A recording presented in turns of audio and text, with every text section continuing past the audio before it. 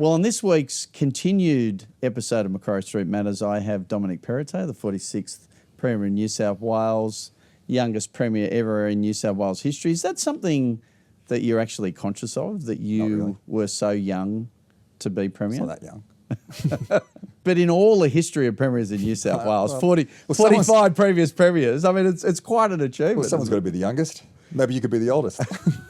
Anyway, we had a great discussion in the last episode about policy matters. Today I want to talk about personal and politics. Yeah.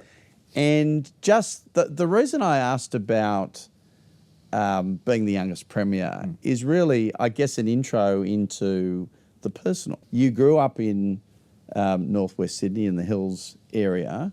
You were a member of a large family. You worked hard at school. You did well enough to get into commerce law at Sydney University, which is not an easy degree to get into, which suggests you did very well in the HSC. I mean, you and I met when you were a young solicitor. Yep. Before you came into Parliament. You were working for a firm that regularly briefed me.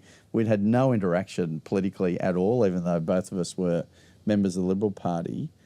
What was the point when you actually said, well, I'm not going to go off and be a high-powered, well-paid lawyer. I'm going to go down the track of public service and be a member of Parliament? Well, it's actually a pretty funny story because I was on the state executive of the Liberal Party and couldn't stand it.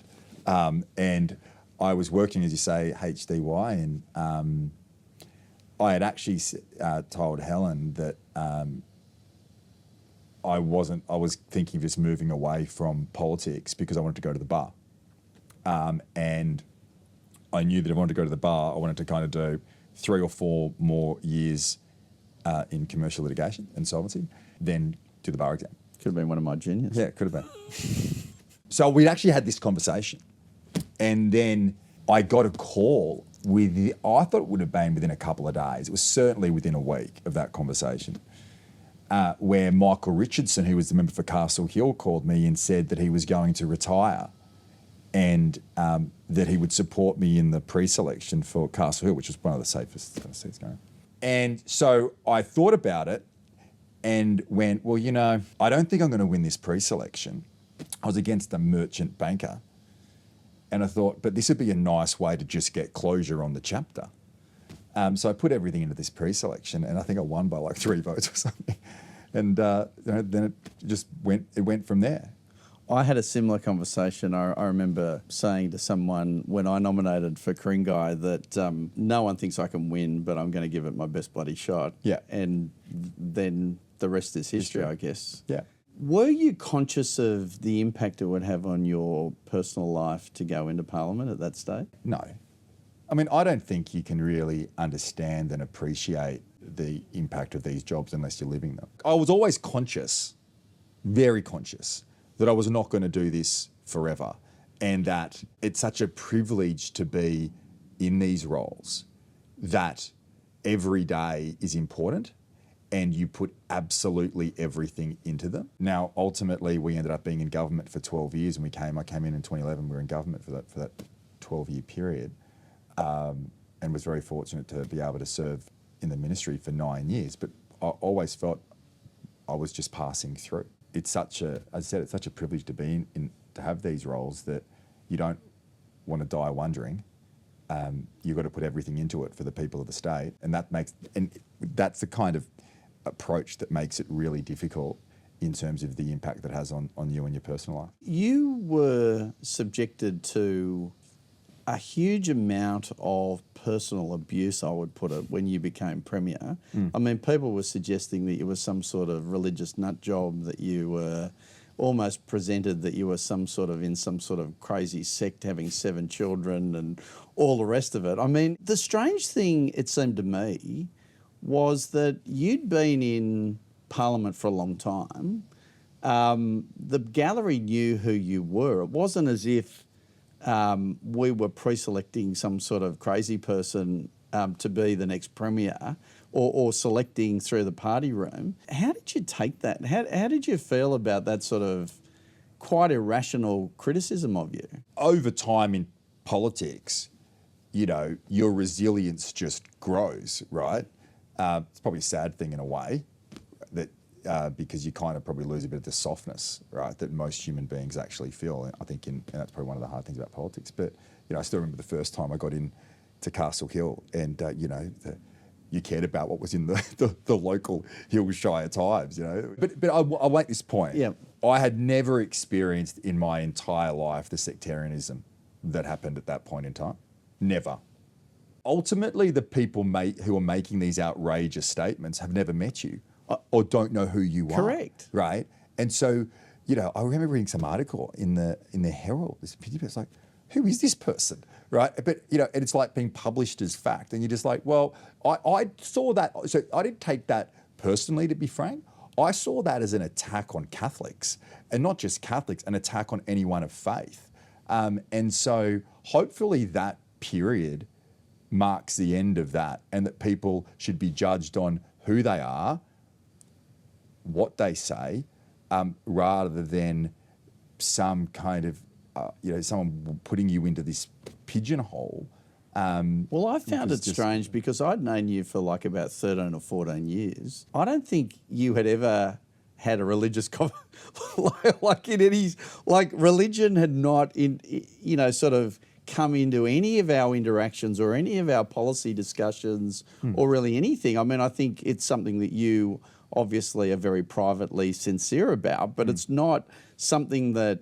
What's the matter for me? It's a private faith that I have that I think, But it's not something that you ram down anyone's throat. I think people know that. But that's what was so strange. But do you now find it also strange, having regard to some of the editorials that have been written since your valedictory speech, that basically now do a bit of a the same papers that were publishing some of those awful criticisms of you that were unfounded, it's a different editor, and now sort of saying originally you were presented as this, but strangely you've turned out to be something quite different. It's not about me. It's actually about when people talk about tolerance in society, that I think people having different faiths, different backgrounds is a great thing, and that it creates for a more harmonious society and a better one, because people are different and have different views. I mean, how boring would the world be if everyone was the same? And there's also this kind of view, with some people that their way, they're right and everyone else is wrong. Well, no, right? It's not. It's I certainly have my views on things, and I accept people have different views. That's okay. It's okay to disagree. It's okay to live your life in a different way than someone else is living their life. We shouldn't just tolerate difference. We should actually celebrate it. One of your personal qualities, it seems to me, that I've observed, is not only do you have a really powerful intellect, but you are a great listener to other people and their ideas. Is that something that you have worked on, or is that just something that you've always had? I always felt if you surround yourself by really good people, you're going to do better in life. Yes, I'd come to cabinet meetings and expenditure review committees with my kind of this is my view, but my views have changed on a lot of things, and I would naturally in cabinet or expenditure review committee be swayed by a persuasive argument, and be swayed by listening to the counter view. Here's kind of what I think. I think you're wrong. Persuade me otherwise. Yep. Right? Well, that's the Socratic dialogue, isn't it? Yeah. That great sort of collision of ideas that John Stuart Mill and others talk about. And I enjoyed it. I mean, I always enjoyed debating, right? But you just don't be headstrong. I always found it really helpful listening. And one of the great aspects of cabinet is there are so many different people with so many different perspectives. Probably too many people with too many different perspectives, right? In terms of the size of cabinet, which should be smaller, but it did provide a real opportunity to kind of listen and have different views. And you've also, as a leader, and there were sometimes you come into that and you have a very, very strong view, right, on something. If you can't, let's say it's a really strong view, right, and you're kind of going in there going, well, cabinet's going to be annoying today, right, because they're just going to get in the way of what I want to get done here. But if you can't convince your colleagues, if you can't put yourself in the vulnerable position that where you want to go, if you can't bring your cabinet colleagues with you, then there's probably something about where you want to head that might not be the right approach. some of the worst decisions that we made in government was because of bad process, I thought. Yeah, and process is important. Like you cannot. Where do we start? No, but process in some ways can be frustrating. Too much focus on process, but you've got to have good process. And if you don't have, you're right. If you don't have good process, you're going to have bad policies. And the moment you move away from that, you start having some challenges. Process drives accountability, transparency, and hopefully collision of the ideas that you were talking about. Yeah. And as you say, it can be incredibly frustrating sometimes, but I think it has those desirable outcomes. On a personal level, you worked, to my observation, incredibly long hours as Premier. I think, how many kilos were you lighter as Premier than you are now? I think I put 14 kilos on after the election within a few months. But that wasn't just that. It was premiership was hard, but it's a hard job, tough job. But it was also being treasurer during the pandemic as well. I mean, that were really difficult times, and we worked around the clock, non-stop. I made that point in the speech. It was so fortunate for me to be able to be part of that and see how that whole team over that period of time worked, and everyone was focused on our people and doing the best we could to get through. But they were very, very difficult times, and the hours that went into that, it was. I think there's a reason why there's no pandemic premier still in Parliament, or even some of the treasurers. Right, it was a really, really draining and emotionally difficult and intellectually difficult time. I think you described the collision of ideas that there was in that crisis cabinet really well in your valedictory speech, and again, I think that's another example of the Socratic, exchange of ideas and conflict of ideas getting the best outcome. But it was long and difficult and hard time. Were you ready for the step up to being Premier, though, from being Treasurer? I think so. I didn't feel any different. To me, it was just another day. Right. Didn't feel any. It's a massive disruption, though, suddenly, all the Premier's, or a large number of the Premier's staff depart. You have to take over a whole lot of roles and functions. I think being treasurer really helps, because you get to know. I mean, I used to pride myself as much as possible to know more about the minister's portfolio than they did as treasurer, because when you're putting a budget together, you're going to be in some discussions and debates with the minister and the secretary, and ultimately, the more you can learn about their portfolio, it's going to be incredibly supportive in allocating the funds in the budget process. I think it's an easier transition. I mean, look, obviously I don't know being a line. I just would think it's an easier transition from being a line minister going into Premier, because you're in central government and you've got a broad understanding of every portfolio and every issue. I mean, you're in every subcommittee. So I think that probably helped. You and Gladys were probably the most stable team, you as Treasurer and Gladys as Premier, in the government. You and Gladys had to my observation, a really good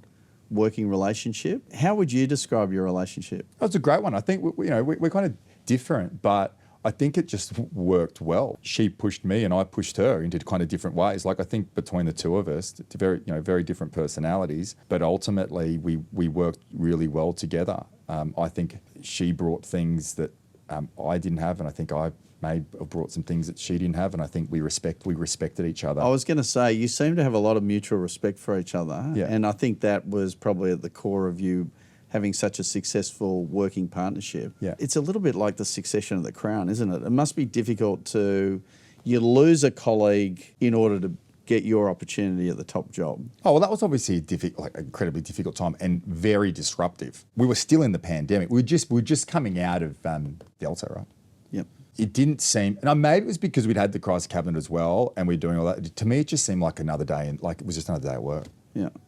You talked in your valedictory speech about loyalty in politics. Is it impossible to have good friendships in politics, do you think? But loyalty is an issue, isn't it? Because there's a lot of people that are driven by their own self-interest. Yeah, it's a good question. That's probably true in most professions, but it becomes particularly problematic in politics. There are some things that should never happen. Cabinet should never leak. Expenditure review committees should never leak. And when it does, it also undermines public confidence. Westminster system, right? You go into cabinet, you go into crisis cabinet, you go into expenditure review committee, and you debate things. Your view is not always necessarily the view that we come out of those meetings with, but ultimately you rally in behind that decision. Now, people could sit there and say, well, that's disingenuous, but what's the alternative? That everyone gets picked off one by one, that there's no unity. I think it's not a perfect system, but it's the best system. Well, Dom, we could talk forever, particularly about policy and politics and the personal. Are you prepared for the fact that your children may get an American accent? I am. In fact, I was speaking to Mike Baird the other day because he apparently got one when he went there, when he was in America as a young kid, when Bruce moved over with the family. So, Dom, I'm sure I'd speak for everyone in New South Wales when I thank you for your extraordinary public service, the contribution you've made to our state, and I think everyone genuinely wishes you all the best of success in this next phase of your life. Thank you very much for joining Macquarie Street Matters. Thanks, Alistair. Thanks. Cheers, mate.